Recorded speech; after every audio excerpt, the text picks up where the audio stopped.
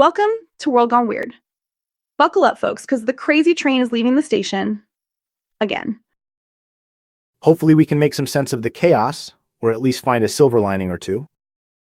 Or at least define the chaos scientifically. Is there a measurable level of weirdness we can track?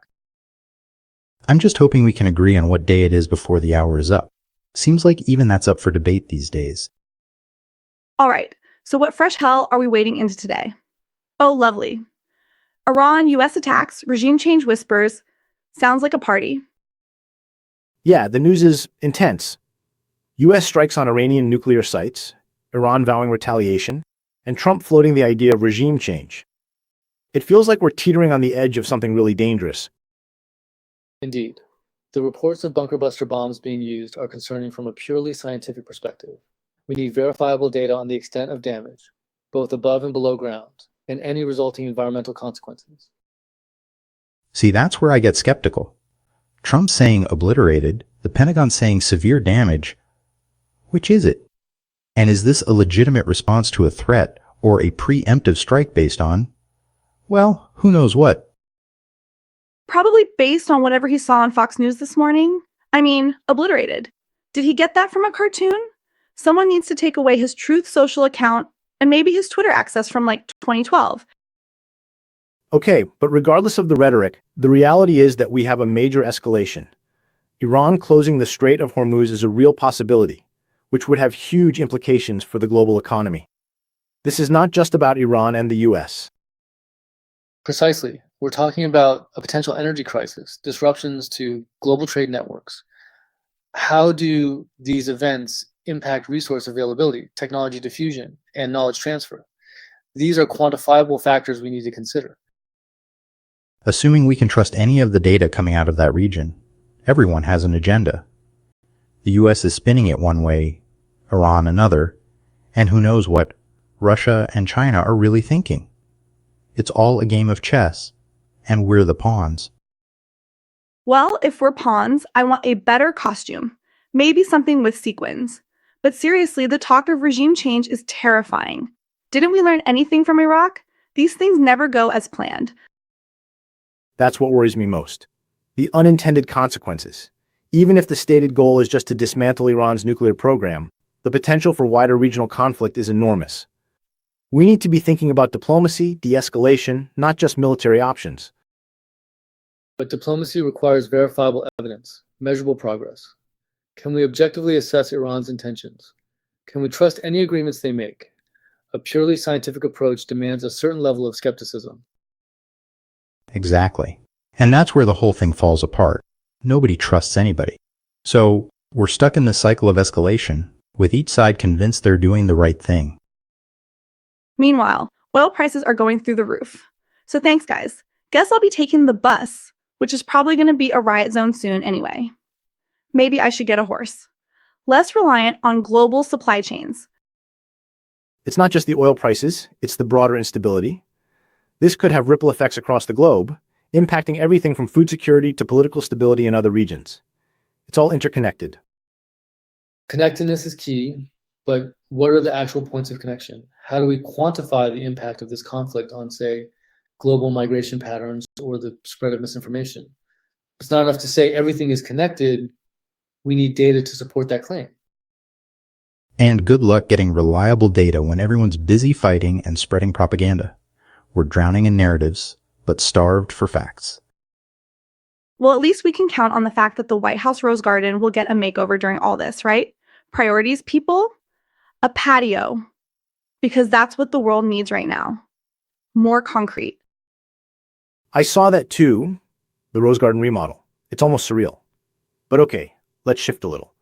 The news also mentions that this situation is the most important NATO summit since the Cold War, with Rutte allegedly designing the summit around Trump.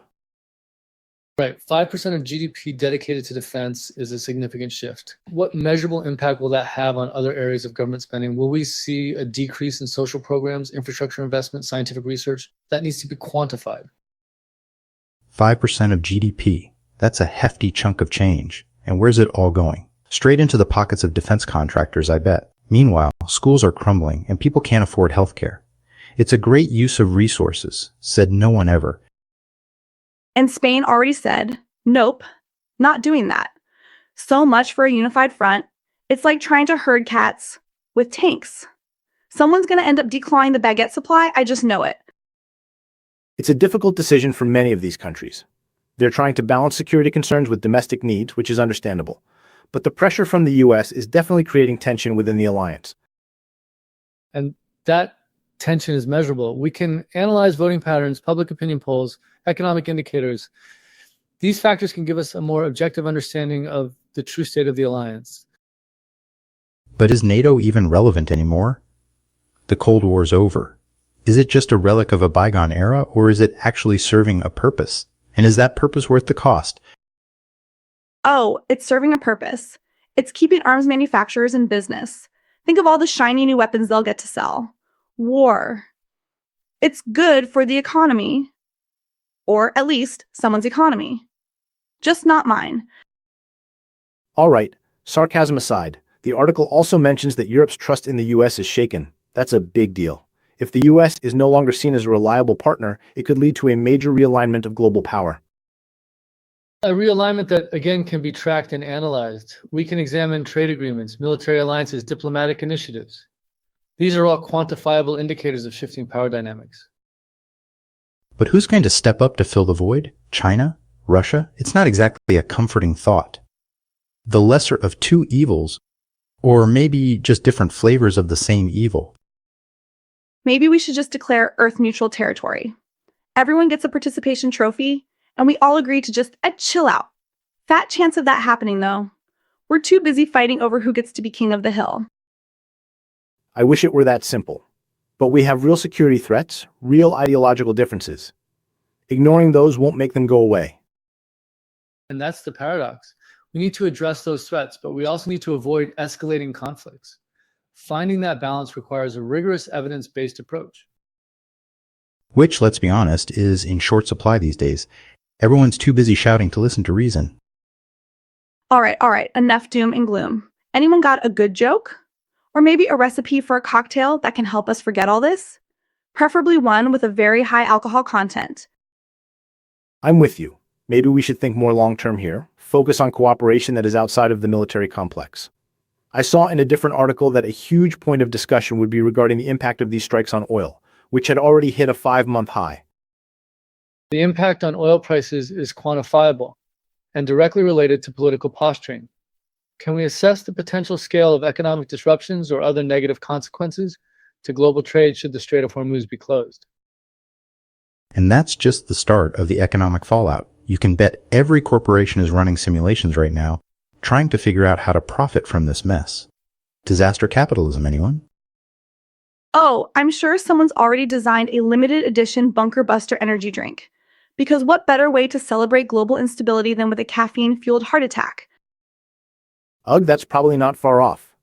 But seriously, high oil prices hurt everyone, especially those already struggling. It exacerbates existing inequalities.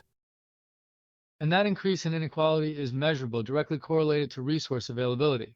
Can we create algorithms that predict the societal impact of such inequality, track unrest, and guide international resources? This is the key to avoid further conflict. If anyone actually wanted to avoid conflict, sometimes I think certain people thrive on chaos. Keeps them in power, keeps the money flowing. Keeps them in the news, too. Can't forget that. All publicity is good publicity, even if it's about bombing another country. Sigh. I need a new planet, or maybe just a really long nap. Okay, so maybe we can take some small positives from this. What about Australia supporting the US strikes and calling for a return to diplomacy? Maybe the international community can mediate de-escalation. Mediating requires verifiable communication, transparency with international involvement. The call for diplomacy is good, but can we quantify its potential to yield a sustainable solution? Or if it's just political posturing? Exactly. And what's Australia's real motivation? Are they genuinely concerned about peace? Or are they just trying to stay on America's good side? Everyone has a hidden agenda. Australia's probably just worried about sunburn. I mean, have you seen their ozone layer? Probably trying to distract everyone from that with some diplomacy. Or maybe they are thinking, what if this goes on for a bit and they are looking out for the 2,900 Australians in Iran and 1,300 in Iraq looking to leave? Okay, Sarah, Let's talk about North Korea for a second. NK condemned the US strikes, so they clearly show support for Iran. What sort of impact does their relationship have on the situation as a whole? The key here is military cooperation, as it is believed NK could help Iran reconstitute destroyed missile facilities. Can we identify areas of likely cooperation between the two to minimize impact? Right? But is this the global community protecting each other as allies and friends, or a dangerous path to a greater conflict? We need to think about all the potential impacts. I bet they are also calling each other asking what kind of weapons they are using, as that's the only common language between these governments. All right. What about the fact that Pope Leo XII is urging peace, international diplomacy?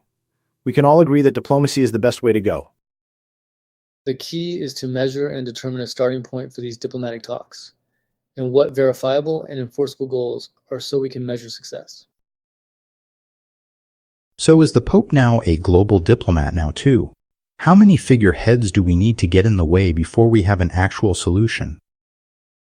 Look, I love the Pope, but I am skeptical what someone who does not come from science or military can bring to this conversation. Okay. But look at the reactions of the UN. Is the organization doing all it can to de-escalate the situation to the point where diplomacy can take place? A critical assessment to the root of the problem with verified facts. The UN can use their leverage and network to foster a space for this. If that isn't the priority, the UN's success is minimal. The UN has been as effective as tits on a bull in the past, so I wouldn't hold my breath that they will solve world peace and ensure that facts are shared without a bias. Look, I know this conversation has been stressful for all of us, and we are only scratching the surface. I need a glass of wine. Look, I know you are right. At the end of the day, hope for a better world is all we can strive for, and that takes measurable and achievable goals. But for now, let's just end it on that note. Agreed. And let's resolve to approach these complex issues with a commitment to critical thinking, evidence-based analysis, and a healthy dose of skepticism. And a healthy dose of cynicism, too. Don't forget the cynicism. It's the only thing that keeps me from completely losing it. And alcohol. Don't forget the alcohol. Until next time, folks, stay weird. But maybe not too weird.